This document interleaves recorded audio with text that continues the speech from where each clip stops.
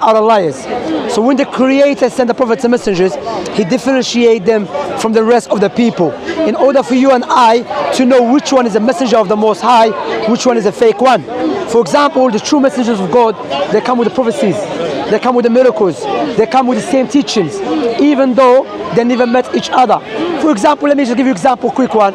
One of the prophecies that Prophet Muhammad mentioned, that he said there will come a time, or he mentioned about some type of people, a person will make up a lie in the morning, okay? In the same morning, his lies will reach far east, far west. Prophet Muhammad existed 1,400 years ago. That was impossible to happen. For someone to make up a lie, and his lie will reach far east, far west in the same morning.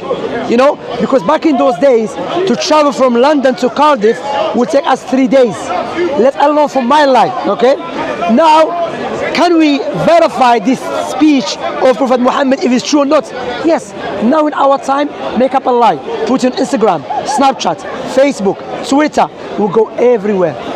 So how man that lived 1,400 years ago prophesizing about something that we can observe? Do you know why?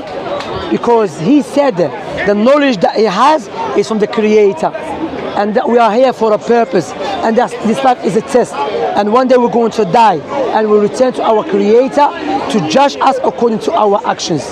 You know, if have you been to Morocco? No. Okay, if you go to Morocco, what would you do first before going there? Check which currency they use. You're gonna check that. Basically, you're gonna do your homework. You're gonna check if it's a safe country, currency they use.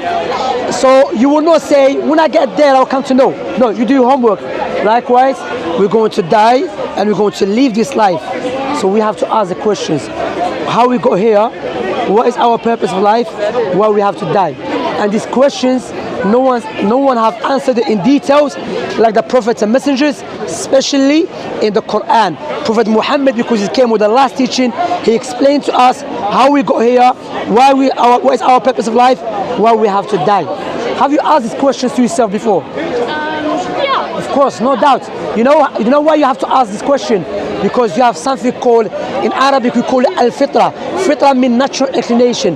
Naturally, you start asking about the big questions. Okay, why I'm here?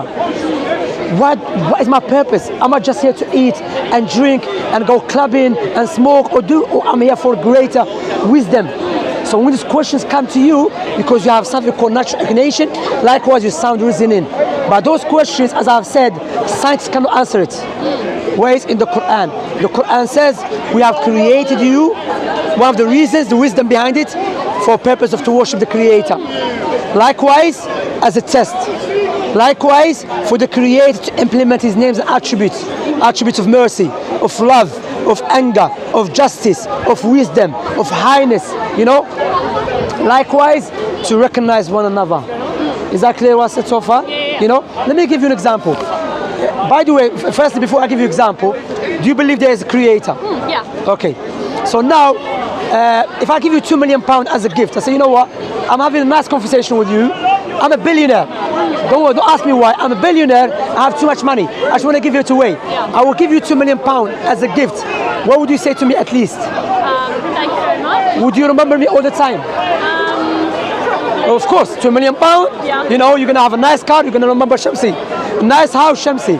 Now I will give you £2 million on a condition: give me your 2 eyes. No go. You see? You know why? Because your eyes is more valuable than £2 million. So why we are not grateful to the one that gave us our eyes for free? You see? You like that? Yeah. Okay. Now that's what is Islam based upon. Islam based upon the 2 testimony that I should worship, should be grateful, should be thankful to my Creator. The second question I will ask you, if you want to buy a gift to someone that you love, for example your mother, your father, would you buy a gift that you love or your mother love? Your mother love. Likewise, if you want to worship the Creator, we should worship Him the way He loves, not the way we love, because the way He loves is objective, the way we love is subjective. That's why He sent Jesus, Moses, Abraham, Noah, Jacob, Ishmael, Isaac, Daniel, Jeremiah. The last of them is the Prophet Muhammad to teach us about our purpose of life. When you look at the teaching of Prophet Muhammad, you can see clearly this man must be the messenger of the Most High. I'll give you another prophecy. He said, Prophet Muhammad said, it will come a time when the interest, you know interest? Usually interest, yeah? Will become widespread. Even if you are not involved directly, will affect you. Even if you are not involved directly with interest, will affect you. And this is what's happening in our time. Lots of us, 2009, credit crunch. The reason because of interest affected everyone. How men that lived 1,400 years ago knew about something that we can observe and we can see right now. Because for you and I to know this man must be a messenger of the Creator. And if he's a messenger of the Creator, it's better for you and I to follow him. Otherwise, we'll be the losers. Is that clear? You see? So I can give you another one why Islam is the truth. Why Islam is the truth? Because Islam goes in line with our universal knowledge, our common sense. You know what is universal knowledge? Universal knowledge, naturally you know that you should worship one God. There's one creator. Naturally you know that for something to come into existence must have a creator. Naturally you know that oppression is wrong. You see? So when Allah sent the messengers, especially Islam, Prophet Muhammad, he sent him with the legislations that goes in line with that. Worship one God, believe all the prophets and messengers, Moses, Abraham, Noah, Jacob, Isaac, all of them, because all of them came to call us to worship one God. And when we die, Islam speaks about that in detail. We believe there's a life of the grave. We don't know how, it's from the unseen, okay? And there is a day of judgment when the Creator brings everyone back to life to judge them according to their actions. And the biggest crime against God, when you turn away from God or you worship Him in a way He doesn't want to worship Him. And we believe in Islam that if someone dies without Islam being explained to him, God will not punish him. He will test him with day of judgment. However, if Islam was explained to someone and she turns or he turns away from it, then if he dies or she dies upon disbelief, rejecting the Creator or not worshiping Him the way He wants, then don't blame no one except ourselves. So that's what we're here for. That's why I invite you to Islam, to worship the Creator, to worship God who gave you life, who gave you eyes, and who you, no doubt all of us here, we want to have a relationship with our Creator. We want to be grateful to Him. We want to be thankful to Him. So this is your chance here. If you want to accept Islam, I'm inviting you to Islam. If you have any questions about Islam, feel free. Don't worry. Ask any question you want. As long as you don't ask me about my age. So, okay, I'm joking. But ask anything, please. Anything, ask. I think, yeah. Does it make sense? No, thank you so much. Does it make sense what I said? Yeah. Okay, if I ask you, what is stopping you to become Muslim? I think so. I'm a Christian. Okay. And like I agree with like so much that you've said. Like we have this like yearning to know God within us. And we all like need to worship God. Because sorry to cut you, because you said you're Christian. Yes. Now, Christianity. Okay. When you look to Christianity, firstly, was Jesus Christian? Jesus was not Christian. Jesus never worshipped himself. Jesus prayed to God. Okay. And Jesus prostrate when he prayed to God. Okay, who does that? The Muslims. Okay, when we look to the teaching of Jesus, Moses, Abraham, Jesus was circumcised. Who does that? The Muslims. The Jews do that as well. Okay. However, when you look to the Christians in our time, even after Jesus, they were affected heavily by the pagan Romans. You see, because if you notice, Constantine, the leader, he adopted Christianity as a faith of the state. Okay, however, he himself manipulated the teaching of Jesus. You know, so when you say I'm a Christian, Christianity does not, out of respect, Christianity does not go in line with our belief, with our universal knowledge. God became a baby. That doesn't make any sense. I think it makes perfect sense. Okay. God is like three persons, and like God the Son came down as a baby. To be a baby, to be a sacrifice for the sins of the people who trust Him. Okay, let's see. Is God perfect all the times? Yeah. God is perfect all the times. All the times? When he became a baby, was he perfect? We're not told the exact details of his childhood, but yes. No, he wasn't, because we know in the Bible, Mary breastfed him. That is not self-sufficient God. God is self-sufficient all the times. God is not in need of his creations all the time. But we can see in the Bible, God who became a baby was in need of someone to change him and to feed him. That's not the nature of the Most High. That goes against with our universal knowledge. That's why, if you notice, I told you there's universal knowledge.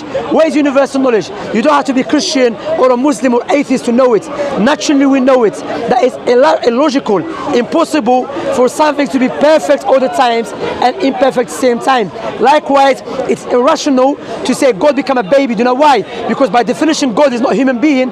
By definition human being is not God. To say God become a baby, that is a paradox which doesn't make any sense and does not exist in outside reality. That's why Allah in the Quran stop saying that God, man is a God or God is a three. There is only one God that has no partner and there is nothing like unto him. He's the all hearing, the all seeing. So when you look to Jesus, I make it clear to you who is the true God according to Jesus. Who is the true God according to Jesus? So I think, like, so when Jesus, he's healing the blind, the paralyzed man, and the friends of this guy let him down through the roof, and the guy and Jesus says to him, "My son, your sins are forgiven." And then the people around him say, "No one can forgive sins except God alone." Yeah. And Jesus says, "Yeah, you're right. No one can forgive sins except God alone." So, like, the implication being that he is God. And then he says, "So that you will know that I have the authority to forgive sins, take up your mat and walk." And this guy takes up his mat and walk because Jesus has healed him, because he is God and he is claimed to be God. Okay, does God need authority from anyone else? No. But Jesus said authority was given to him. Yeah. He cannot be God. He has authority to forgive sins. No. Prophet Muhammad said, who enters people paradise? Pardon? Who enters people in paradise? God. Prophet Muhammad said to his companions, "You be in paradise. You be in paradise." That doesn't mean he's God. What it means that he's saying what God tell him. So Prophet Muhammad, the man came to him, he said, "Your sins be forgiven." Doesn't mean Prophet Muhammad is God, meaning that Prophet Muhammad, Jesus, Moses, all of them speak on the authority on behalf of God because they are the messengers of God. But before we move on, I ask you a question, you haven't answered out of respect here. Who is the true God according to Jesus?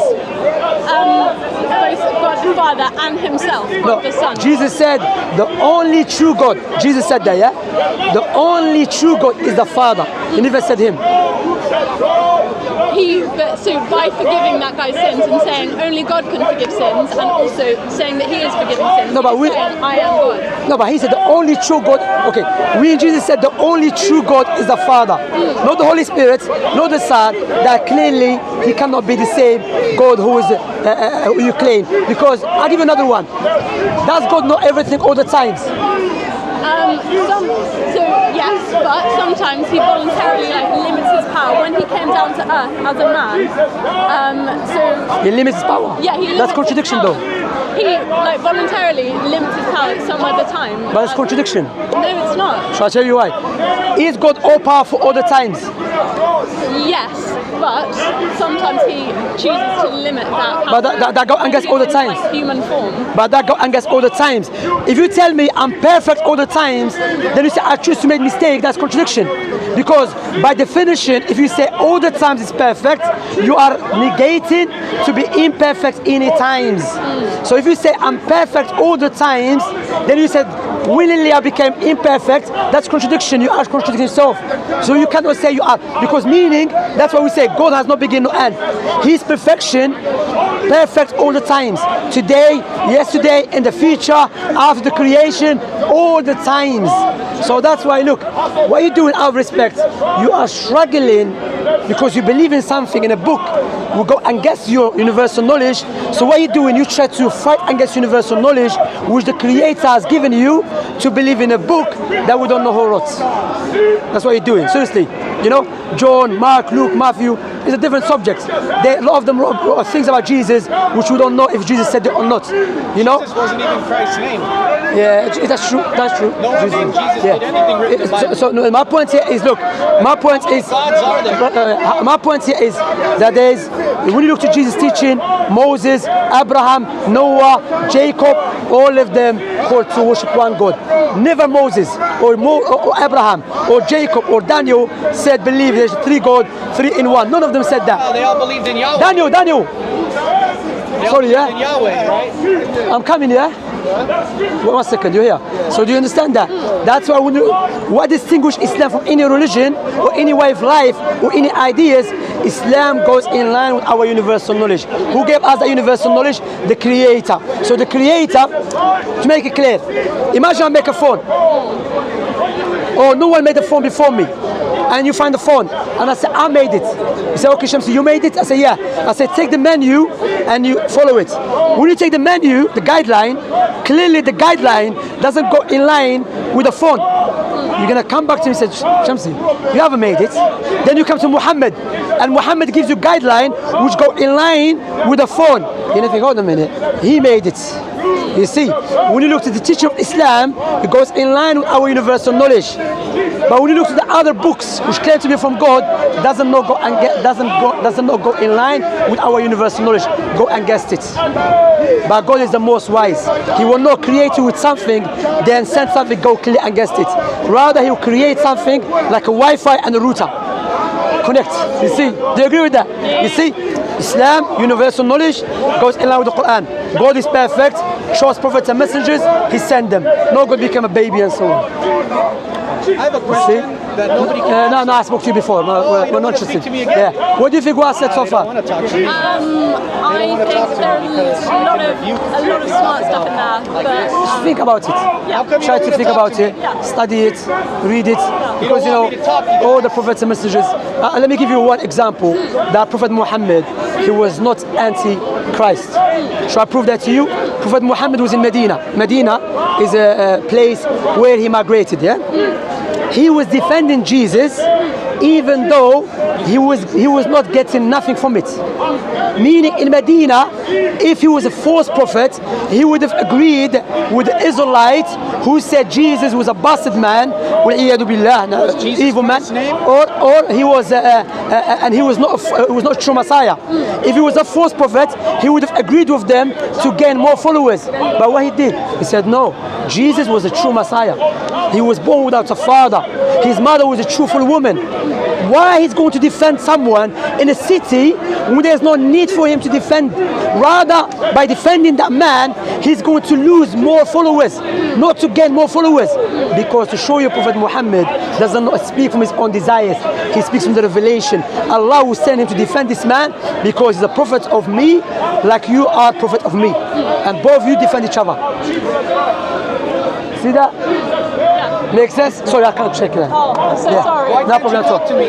You know, as a Muslim, to just clarify Why won't you that, debate we as a me? Muslims, we're not allowed to touch women's hand, People don't debate even from me Muslims. because I As long destroy she's their if she's our relative family, we're allowed to touch her. Sure. But non-relatives, just because some people they think, if not a Muslim, if she's a Muslim, you're allowed to touch her. No. Even if she's a Muslim, if she's not my relative, I'm not allowed to touch her. That makes a lot of sense. I don't. Do you have anything something to give her to read? Nothing. I have nothing. But hopefully, check. you for explaining. Thank you very much. Anyone name All one right. biblical prophet whose Have you read the name Quran? gives Do you have glory Quran? to Yeah, give me one. Just God, I want to give you a Lord gift, please. Jesus. Because I know many prophets spoke to him named before. Jeremiah, He was just gonna shout. Hezekiah, Nehemiah, Obadiah, Messiah, Hallelujah. But he won't speak to me.